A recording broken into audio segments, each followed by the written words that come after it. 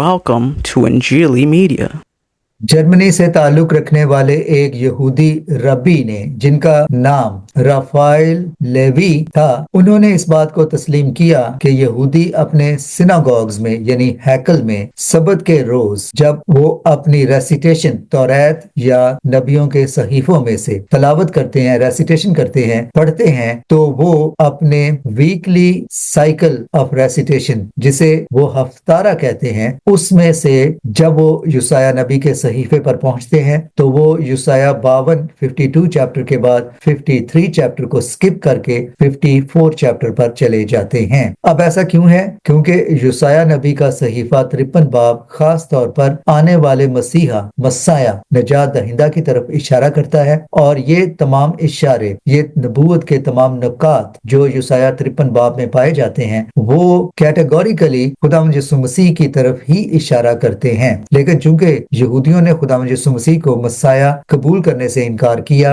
और वो आज तक इसका इनकार करते हैं, लिहाजा युसाया 53 बाब पढ़कर उसे कबूल करना या उसकी तशरीह को जिस तरह से मसीही उसे खुदावंद यीशु मसीह से मंसूब करते हैं, जो कि बिल्कुल वाज़े है कि जिस दुख उठाने वाले खादम का युसाया 53 बाब में जिक्र है वो खुदावंद यीशु मसीह ही की तरफ इशारा करता है। लेकिन यहूदी ये कहते हैं कि नहीं, ये दुख उठाने वाला खादम कोई एक इंडिविजुअल नहीं, खुदावंद यीशु मसीह नहीं, बल्कि यहूदी कौम की तरफ इशारा है। लेकिन अगर हम युसाया 53 को बगौर पढ़ें तो वाज़े तौर पर ये किसी कौम नहीं बल्कि एक फर्द, एक इनफरादी हैसियत में आने वाले दुख उठाने वाले खादम यानी खुदावंद यीशु मसीह ही की तरफ इशारा करता है, जिसका यहूदी आज तक इनकार करते हैं, क्योंकि अगर वो दयानतदारी से इस चैप्टर को पढ़े तो वो इससे फरार हासिल नहीं कर सकते कि ये खुदावंद यीशु मसीह ही की बाबत है। इसके बाद हम अमाल की किताब में भी देखते हैं कि एक हबशी खोजा जब सफर कर रहा था तो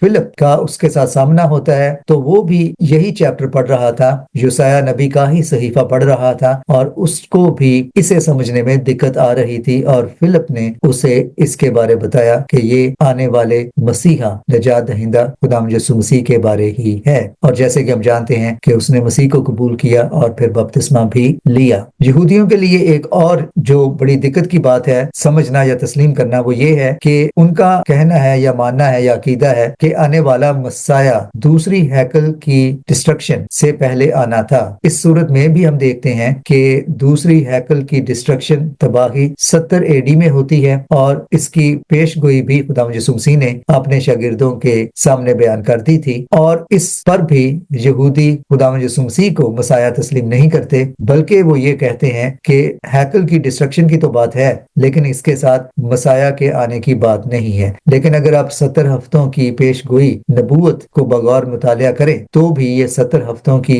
नबूवत खुदावंद यीशु मसीह पर ही पूरी होती है। इसके अलावा ज़बूर 22 बाब में भी जो बातें बयान की गई हैं, आप पढ़ सकते हैं, वो भी वाज़े तौर पर खुदावंद यीशु मसीह ही की तरफ इशारा करती हैं। लेकिन यहूदी इसे भी किसी एक फर्द यानी खुदावंद यीशु मसीह या आने वाले मसाया से नहीं मंसूब करते, बल्कि इसे भी वो यहूदी कौम से ही ताबील करते हैं। इसके बाद एक और चैप्टर जिसे ममनुआ चैप्टर कहा जाता है कि यहूदियों के लिए ये चैप्टर बना है पढ़ना या इसकी तलावत करना, और वो है दानियल नबी के सहीफे का 9वां बाब यानी डैनियल चैप्टर 9। अब यहूदियों ने क्या किया कि दानियल जो कि एक नबूवती किताब है उसको नबूवतों से निकाल कर तन्नाख जो कि उनका दिया हुआ नाम है ओल्ड टेस्टमेंट की, उनकी मुकद्दस किताबों के लिए, उसमें से जो सेक्शन कैटोविम का है जिसे वो राइटिंग्स कहते हैं, उन्होंने दानियल नबी के सहीफे को नबूवती किताबों में शामिल करने की बजाय उसे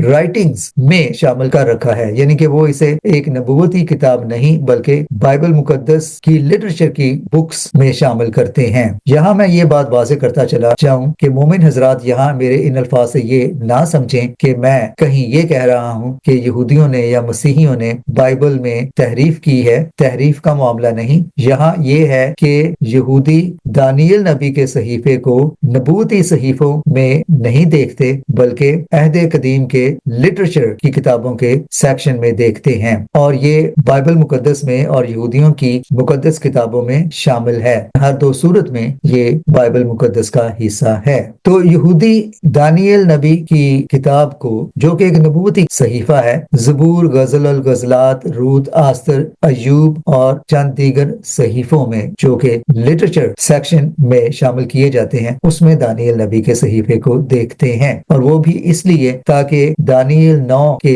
बयान को, जो कि नबूवत है, खुदावंद यीशु मसीह की तरफ इशारा करती है, खास तौर पर दानियल 9 बाब 24 से 27 आयत के दरमियान जो नबूवती बयान है, यानी द अनॉइंटेड वन, मसा किया हुआ मसाया, जिसका जिक्र हमें दानियल 9 बाब की 24 से 27 आयत के दरमियान मिलता है, खासतौर पर 26वीं आयत में, वो इसे खुदावंद यीशु मसीह से नहीं बल्कि अब्रानी ज़बान की लुग़वी मानवी तशरीह इस तरह से करते हुए कि ये 70 हफ्तों की नबूवत दरअसल आने वाले मसाया की तरफ तो है, लेकिन वो मसाया खुदावंद यीशु मसीह नहीं है। लेकिन यहाँ मैं दोबारा नाज़रीन से कहता चला जाऊं कि अगर आप बगौर पढ़े दानियल नबी का पूरा सहीफा ही, जिसमें हम खुदावंद यीशु मसीह का एक लक़ब सन ऑफ मैन, जिसे दानियल नबी आदम ज़ाद कहते हैं, वो भी इब्ने आदम यानी खुदावंद यीशु मसीह ही की तरफ इशारा करता है। तो ये बाइबल मुकद्दस के वो 2 चैप्टर्स हैं जिनसे यहूदी ना सिर्फ चश्मपोशी करते हैं बल्कि इसकी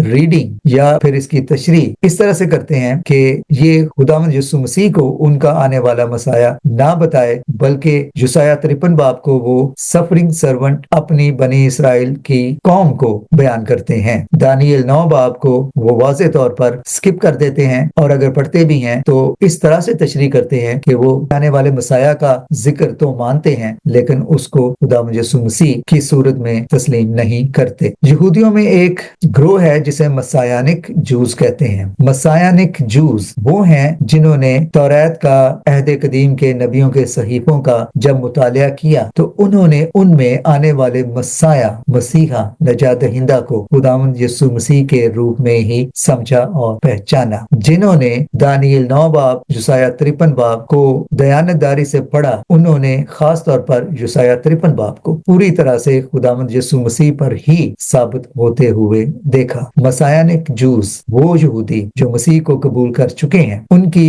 मसीहियत में कन्वर्जन का सबब, सबसे बड़ा सबब यशायाह 53 बाब ही बना और बनता है। Thanks for watching.